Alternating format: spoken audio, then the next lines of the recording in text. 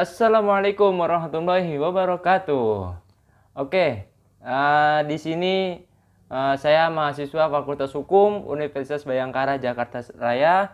Perkenalkan, nama saya Muhammad Firdaus dengan nomor induk 2017 10 11 5180 semester 6. Oke, di sini saya ingin mempresentasikan tentang mata kuliah Hukum Perlindungan Anak dan Perempuan, di mana tugas ini untuk memenuhi suatu ujian akhir semester di semester 6 ini. Nah, kita lanjut langsung ke pembahasan. Nah, dalam hal ini saya mengambil kasus tentang ibu menyuruh anaknya mengemis di mall dan dia menganiaya anaknya tersebut jika melawan orang tuanya atau sehingga menyebabkan anaknya itu takut pulang ke rumah. Nah, dalam kasus ini seorang ibu rumah tangga tega menyuruh anak kandungnya yang berinisial SR, anak tersebut berinisial SR dengan umur 9 tahun yang masih duduk di bangku sekolah dasar untuk mengemis di salah satu mall yang berada di Kecamatan Penakukang, Makassar. Nah, mirisnya lagi, jika korban tidak menuruti kemauan sang ibu, dirinya akan mendapatkan perlakuan kasar. Yang akibatnya perlakuan tersebut si RSN pun menjadi trauma dan takut untuk pulang ke rumahnya. Nah, aksi M ini adalah orang tua tersebut atau ibunya ini. Dia menyuruh anaknya untuk mengemis di mall, di tempat-tempat keramaian dan lain sebagainya.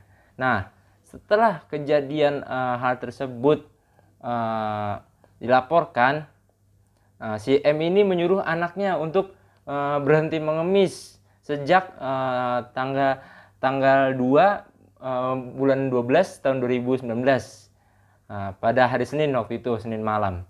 Nah, setelah ia ditangkap oleh polisi karena laporan dia menganiaya anaknya, tindakan M pertama kali diketahui sesuai video yang memukul anaknya sendiri viral di media sosial.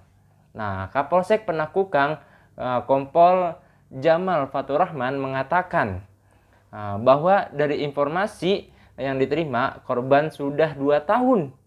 Wow, sudah 2 tahun dianiaya oleh atau dieksploitasi oleh ibunya. Nah, dari informasi yang kita terima, sudah 2 tahun dieksploitasi mulai dari kelas 1 SD. Bayangkan, sudah dari kelas 1 SD dianiaya oleh ibunya. Wow, itu sungguh luar biasa dalam kasus tersebut. Nah, saat rilis kasus tersebut di Mapolsek Penakukang pada hari Selasa tanggal 3 bulan Desember 2019, masih dikatakan oleh Kapolsek tersebut, si M ini, si pelaku atau ibu tersebut kerap memukul SR, anak tersebut, jika bocah yang kini duduk di kelas 3 SD itu tidak mematuhi perintah untuk mengemis.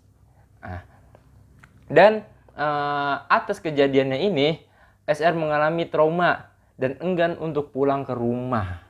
Wah, jadi bahaya sekali ketika anak dieksploitasi, disuruh segala macam dan anaknya menolak. Terus anak tersebut dipukulin, aniaya segala macam. Itu membuat trauma bagi anak tersebut. Nah, ketika disuruh ibunya untuk mengemis di pintu masuk salah satu mall di Kecamatan Penakukang, setiap harinya SR mendapatkan uang sebanyak 50.000 dari hasil ngemisnya tersebut di tempat keramaian tersebut. Nah, hasil ini diambil oleh ibunya untuk biaya arisan yang dan membagikan sedikit kepada SR dari hasil tersebut. Dari uang 50 tersebut, si SR hanya mendapatkan sedikit dari dari si ibunya ini, dari pelaku, untuk jajan. Nah, SR baru pulang ketika pukul 10 malam.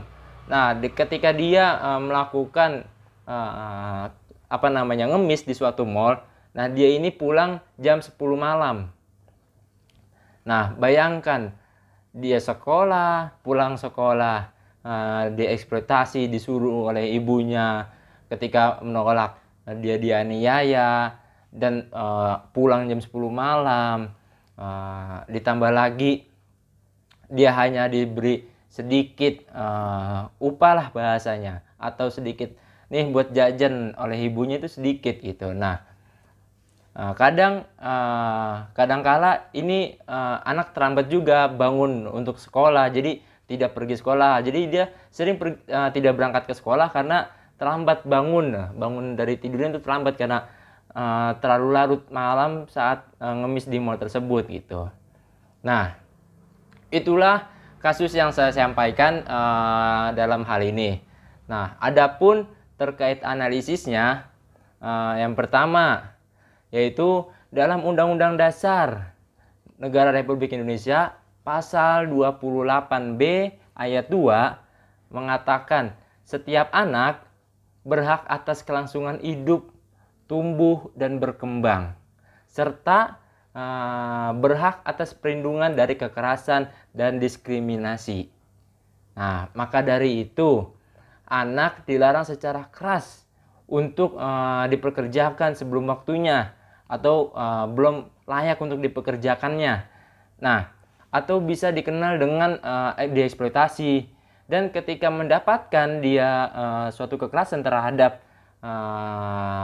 ibunya atau pelakunya, si anak tersebut maka berhak mendapatkan perlindungan.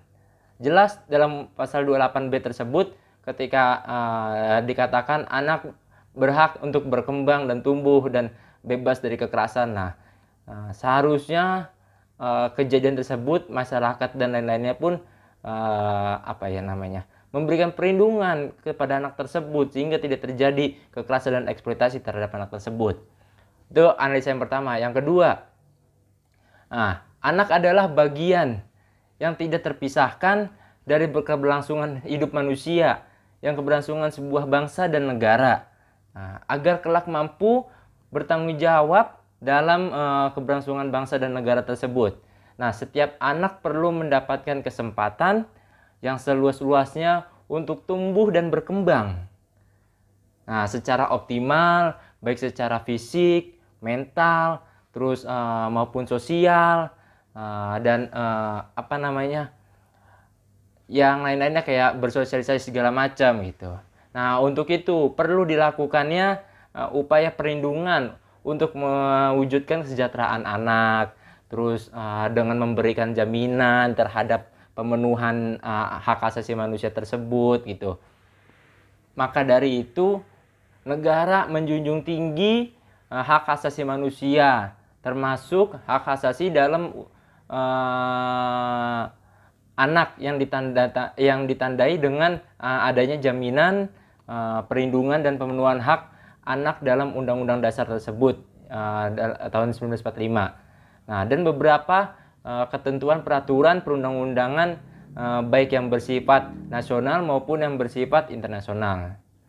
Nah, adapun analisis berikutnya dalam Undang-Undang Nomor 35 tahun 2014 yang dimana ini adalah undang-undang perubahan dari undang-undang sebelumnya, dalam pasal 1 ayat 2 dijelaskan bahwa perlindungan anak adalah segala kegiatan untuk menjamin dan melindungi anak dan hak-haknya agar dapat hidup, tumbuh, berkembang, dan berpartisipasi secara optimal sesuai dengan harkat dan martabatnya,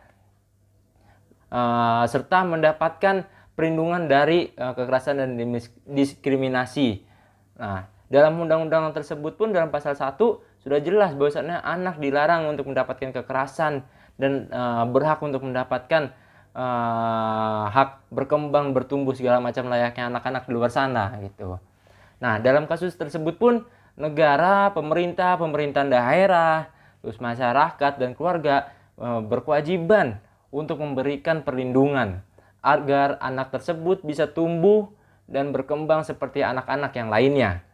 Nah, maka dari itu sebagai bunyi dalam pasal 1 ayat 12 Undang-Undang Nomor 35 tahun 2014, yaitu hak anak adalah bagian dari hak asasi manusia yang wajib dijamin, dilindungi, dan dipenuhi oleh orang tua, keluarga, masyarakat, negara, pemerintah, dan pemerintahan daerah. Nah, jadi ketika anak tersebut dieksploitasi, mendapatkan kekerasan, terus dalam hal hak pemenuhan berkembang, tumbuh kembang segala macam. Nah, negara, pemerintahan daerah pun serta masyarakat berhak untuk ikut serta untuk memberikan perlindungan terhadap anak tersebut. Ketika anak tersebut sudah mendapatkan kekerasan dari keluarganya. Nah, dalam kasus tersebut pun anak berhak untuk mendapatkan konseling dan psikolog untuk memulihkan trauma yang dialaminya. Karena jika anak tersebut tidak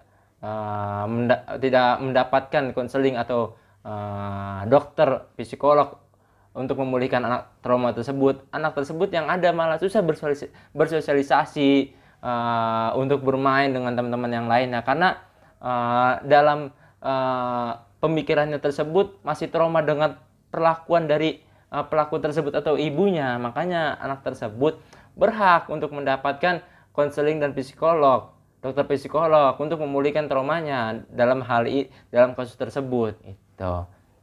Nah, ketika anak tersebut juga sudah menjalin tahap pemulihan atas trauma-traumanya, maka anak berhak untuk melanjutkan pendidikannya karena posisinya itu dia tadi kelas 3 SD, maka dia melanjutkan pendidikannya di sekolah dasar tersebut. Sebagaimana bunyi dalam pasal 9 ayat 1, setiap anak berhak memperoleh pendidikan dan pengajaran dalam rangka mengembangkan pribadinya dan tingkat kecerdasannya sesuai dengan minat dan bakatnya. Nah, maka dari itu dalam kasus tersebut SR ini adalah korban yang tadi anak tersebut berhak mendapatkan biaya pendidikan juga oleh pemerintah daerah secara cuma-cuma. Maksudnya ini sebagaimana bunyi pasal 53 ayat 1 yang berbunyi, pemerintah dan pemerintahan daerah bertanggung jawab untuk memberikan biaya pendidikan dan atau bantuan cuma-cuma atau pelayanan khusus bagi anak dan keluarga kurang mampu, anak terlantar, dan anak yang bertempat tinggal di daerah terpencil. Nah, anak tersebut berhak untuk mendapatkan perlindungan dari pemerintahan daerah untuk membiayai wajib sekolah 12 tahun tersebut itu. Jadi anak ini dapat mengembangkan ilmunya di sekolah dasar tersebut hingga nanti besar nanti. Dan bagi pelakunya, tadi kan pembahasan yang tadi sebelumnya itu ada terkait analisa anak tersebut. Nah, untuk pelakunya atau orang tua tersebut, si ibunya itu, pada kasus ini adalah dia telah melanggar pasal 76I, yaitu yang berbunyi setiap orang dilarang menempatkan, membiarkan, melakukan, menyuruh lakukan atau turut serta melakukan eksploitasi secara ekonomi dan seksual terhadap anak tersebut. Nah, ibunya ini telah melanggar pasal tersebut. Nah, namun terkait sanksinya dijelaskan lagi di pasal berikutnya, yaitu di pasal 88 dikatakan bagi pelaku tersebut dapat dipidana penjara paling lama 10 tahun atau denda paling banyak sebesar 200 juta. Nah, yang dimana tadi saya bilang pasal 88 bunyi pasalnya yaitu setiap orang yang melanggar ketentuan sebagaimana dimaksud dalam pasal 76I, analisa saya yang sebelumnya, itu dipidana dengan pidana penjara paling lama 10 tahun. 10 tahun, bayangkan 10 tahun. Dan denda paling banyak 200 juta. Itu terkait pidana dan dendanya itu tergantung sebagaimana seberapa parahnya pelaku tersebut atau orang tua tersebut melakukan eksploitasi atau kekerasan terhadap anak tersebut. Semakin dia parah melakukannya, semakin dia kacau melakukan eksploitasi terhadap anak tersebut, maka hukumannya pun makin tinggi dan dendanya. Maka dari itu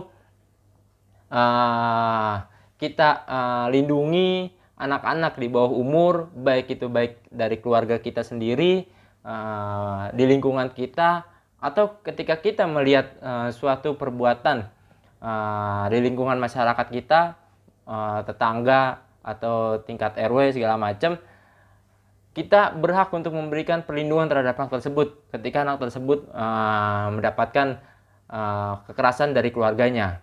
Karena ketika anak tersebut sudah mendapatkan kekerasan, dia pun untuk keluar rumah dan bersosialisasi di masyarakat pun akan susah gitu. Makanya kita selaku terutama mahasiswa Fakultas Hukum, anak-anak mahasiswa hukum yang sudah tahu tentang pelajaran tersebut, tentang perlindungan anak ini, mari kita bantu sama-sama, kita berikan perlindungan terhadap anak tersebut, dan kita berikan semacam pemahaman kepada orang tua yang melakukan eksploitasi atau kekerasan tersebut, tapi dengan syarat yaitu penyampaiannya dengan intonasi dan cara penyampaiannya itu yang nyantai, sehingga ketika orang tersebut yang kita berikan pemahaman tidak menolak, atau mungkin dia bisa nerimanya dengan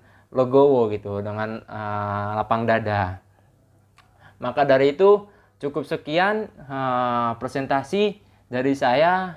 Jika ada salah-salah kata atau kata-kata yang kurang berkenan untuk rekan-rekan semua yang nonton video ini, mohon dimaafkan. Kurang lebihnya mohon maaf. Wassalamualaikum warahmatullahi wabarakatuh. Sampai jumpa di video-video selanjutnya. Iya.